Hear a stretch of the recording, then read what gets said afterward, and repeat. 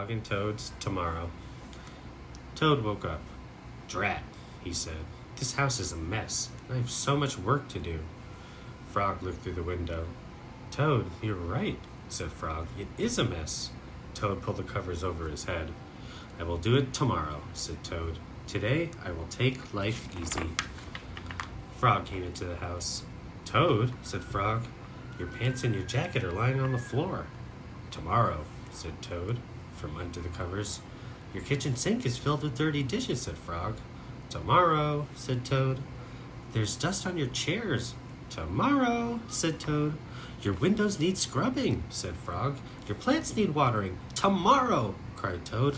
I will do it all tomorrow. Toad sat on the edge of his bed. Blah, said Toad. I feel down in the dumps. Why? Asked Frog. I am thinking about tomorrow, said Toad. I am thinking about all of the many things that I will have to do. Yeah, said Frog. Tomorrow will be a very hard day for you. But Frog, said Toad, if I pick up my pants and jacket now, then I will not have to pick them up tomorrow, will I? No, said Frog, you will not have to. Toad picked up his clothes. He put them in the closet. Frog, said Toad, if I wash the dishes now, then I will not have to wash them tomorrow, will I? No, said Frog, you will not have to. Toad washed and dried his dishes. He put them in the cupboard. Frog, said Toad, if I dust my chairs and scrub my windows and water my plants right now, then I will not have to do it tomorrow, will I? No, said Frog, you will not have to do any of it. Toad dusted his chairs. He scrubbed his windows. He watered his plants.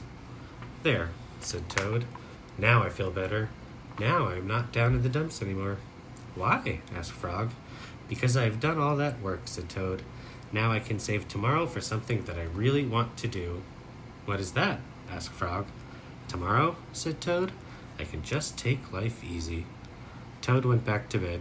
He pulled the covers over his head and fell asleep. The end. Frog and Toad went out to fly a kite. They went to a large meadow where the wind was strong. Our kite will fly up and up, said Frog. The kite. Frog and Toad went out to fly a kite. They went to a large meadow where the wind was strong. Our kite will fly up and up, said Frog. It will fly all the way up to the top of the sky. Toad, said Frog, I will hold the ball of string. You hold the kite and run. Toad ran across the meadow. He ran as fast as his short legs could carry him. The kite went up in the air. It fell to the ground with a bump.